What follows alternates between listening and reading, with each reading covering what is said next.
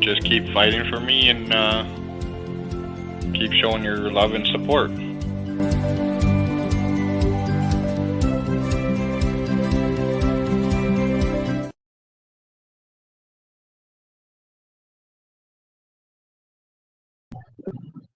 Hello, everybody. I am on the road driving right now because it's been a hectic morning.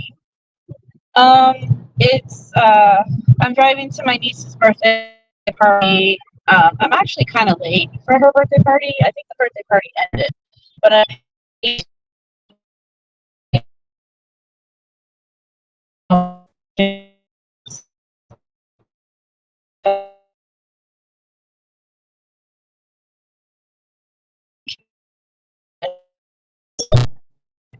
very, like, I love all my nieces and nephews, but it's always a little bit more important for me to make it to hers because, quite honestly, we didn't know if she would make it this far. So every year is a blessing. It's important for me to at least make an appearance. Am I breaking up? Can you hear me? Am I breaking up? Can you hear me better? I have bars.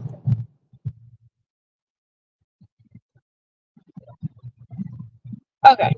Because I'm getting into an area where I'll definitely have service. So I wanted to go live. Access corrections website and all that. A few days ago, I had help because first it's been kind of like a rough week. I got some really sad medical news on Thursday. I think it was Thursday. It was the 20th. I'm not dying or anything because I think I made a post on Facebook and a lot of people, I kind of got the feeling you all thought I was like diagnosed with cancer or something, and I wasn't. I'm basically, yeah, I'm going to be okay. I'm just sad because I don't want to get like too graphic or anything, but basically I'm probably going to have a hysterectomy soon because the pain that I was experiencing in 2001 before I had that last surgery where I had like a whole bunch of like cysts and one of my ovaries taken out, and I had a whole bunch of endometriosis. Basically, I've been experiencing pain again, very mild pain, and so I went to the doctor because I thought it was my IUD. And he basically told me that my IUD is the only thing keeping me from having a uterus at this point because the endometriosis, when it comes back, the next step would be to remove my uterus. So I'm kind of bummed because he said that I can do it now and get it removed, or I could wait like a year or two when the pain gets too bad again. Because it's going to get bad again. So that's what's been bumming me out because I've always wanted to have kids. I mean, I'm 30 now, and I always kind of thought like, well, I still have like a good 5-6 years until I absolutely cannot or should not have kids. And now I'm just kind of like, well, great. So that's depressing. But because of that news, I I'm just like emotionally like taxed out on everything. Somebody was helping me call the place, and they were very, very wonderful. I don't want to put their name out there unless they want me to, but I do thank that person a lot for always helping me with this stuff. Yeah, I think I have like a year, Robin, before I really have to make a decision. And by decision, I mean now or later.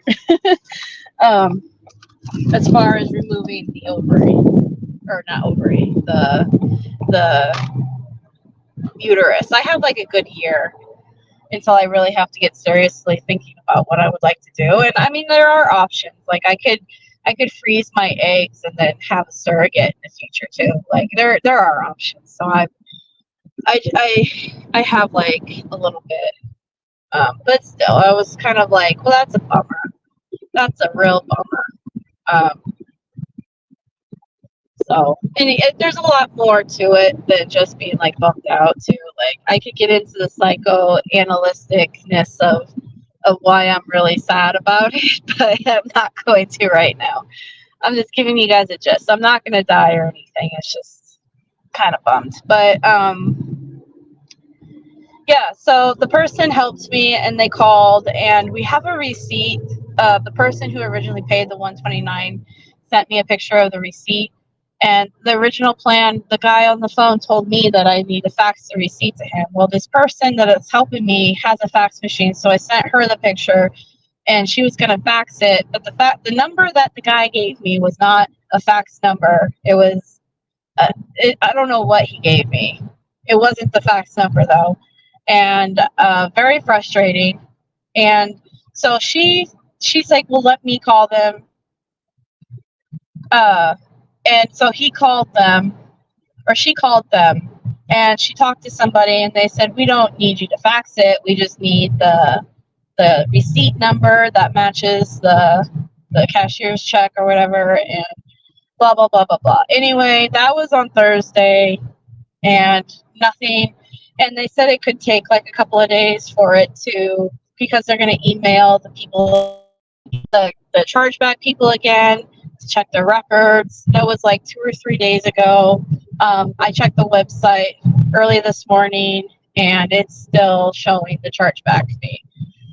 The reinstatement fee, I should say, the $25. So I made an executive decision. I already told the person that was helping me. And then Brendan called me this morning, and I was discussing it with Brendan. And I said, I'm just going to pay the $25 fee. Because it makes me so frustrated that Brendan is possibly being taken advantage of in this. But also, it makes me really frustrated that this is holding up his support from his people. Like, there are people who want to make donations to him on a regular that can't now because of this.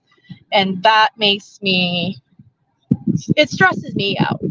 And I know it stresses him out because he doesn't want to deal with, you know what I mean? Like, it's just like, this has been like Robin, it's a nightmare.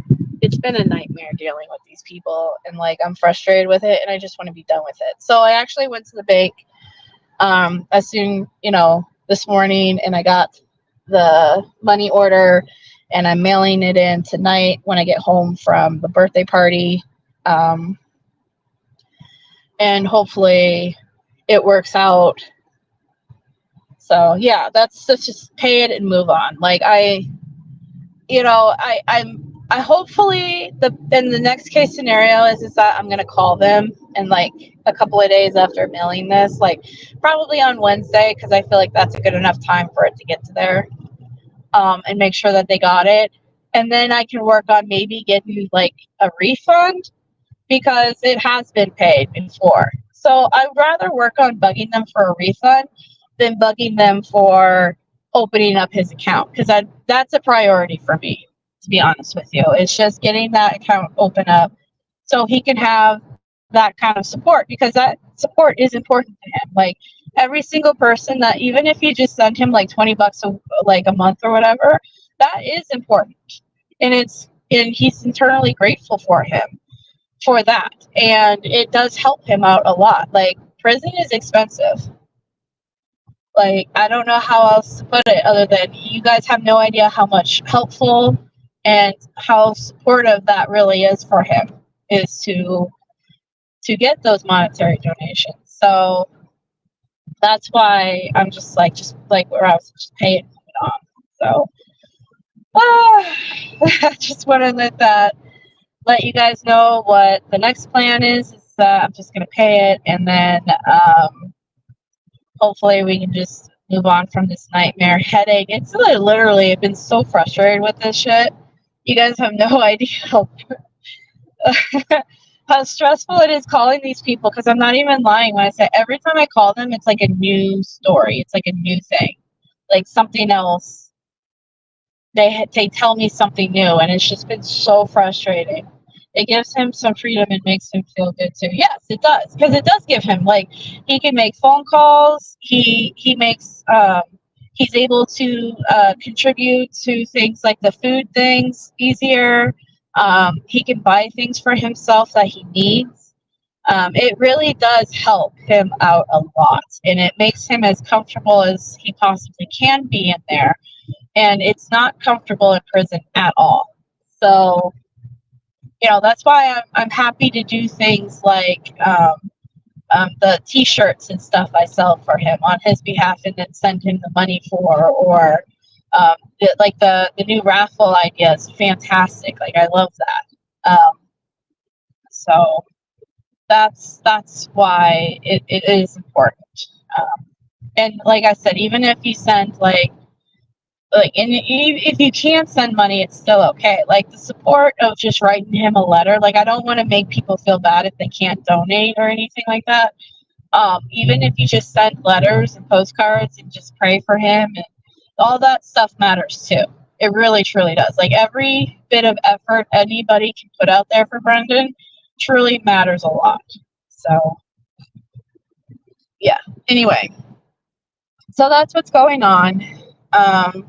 In my little world, plus Brendan sounded good this morning. We giggled over a few things, and I'm still kind of giggling over one of the things, but I don't really want to tell it anybody. But yeah, I did hear that. I don't know how to really say this, but I did hear that a supporter died recently. I don't know how well this person was known. I've known this person for a little bit. We kind of had a falling out a few years ago, but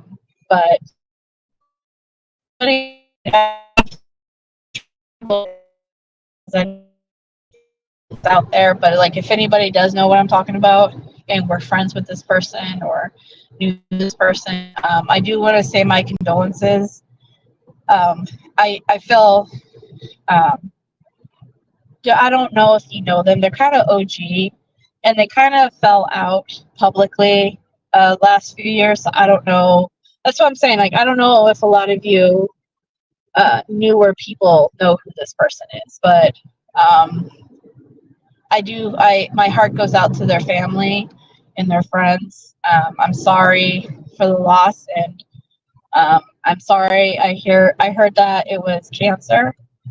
Stage 4, and that's how Linda passed, and I know that that's really hard and painful, and I know that she's in a better place. The supporter's in a better place, so that's basically, I felt like the need to say that, because even though I do have falling outs with some people, we're all human. They were a person, they had a family, they had loved ones, they had friends that cared about them. They're a person. You know what I mean? So I do feel for them, and I am sorry for the loss. So, yeah. It is really sad, and unfortunately, I think that's just the reality of, as time passes and people get older and things catch up with you medically, and I think that's just with Steven and his parents. His parents weren't going to live forever. And that's why it's important we get these guys out, because, the supporter was also a friend of Brendan's. I don't know how close they were towards the end, but, it's still pretty Like, how many more friends does Brendan have to lose while he's still in prison? Like, that's awful. That's absolutely awful. And it's kind of helpless feeling for him, I can imagine, you know. So, yeah. But yeah, that's pretty much my little update I want to give out to everybody. I'm sorry this wasn't like a really big, because it's Saturday. You know, I don't know where Pete is right now. I wasn't even really planning on going live, but I figured I better, because I've been so like open about this whole thing with the excess. I wanted to give that update too, just in case anybody else was sending 20, because I don't want anybody else to waste their money, you know, if I'm already sending it in. Like, you know what I mean? Because I don't know what they would just shut up and take the money. And, okay, now you get your butt over that little girl's party. I will, definitely. I'm actually really excited. I heard her mom got her a brand new baby doll. So my gift to her is I got all these baby doll accessories, like a feeding play set. And she wants to be a doctor when she grows up because she's so used to hospitals and such. So I got her this little doctor set for the baby doll. I'm just so excited to see them too. I need to hug a baby too. I want to hug the new baby again. It's like, because now I don't know if I'm going to have kids of my own. So I just want to hug a baby, okay? All right. Well, I hope everybody has a fantastic Eve day. I hope you all do something. Send Brendan a letter. I hope you all take care of each other. And, you know, life is short. If anything, I'm always reminded life is short. And tell the people that you love them. You know? And I love you guys. I love you, Robin. Who else was in chat? Mary. You know, I love all you guys. So have a fantastic evening.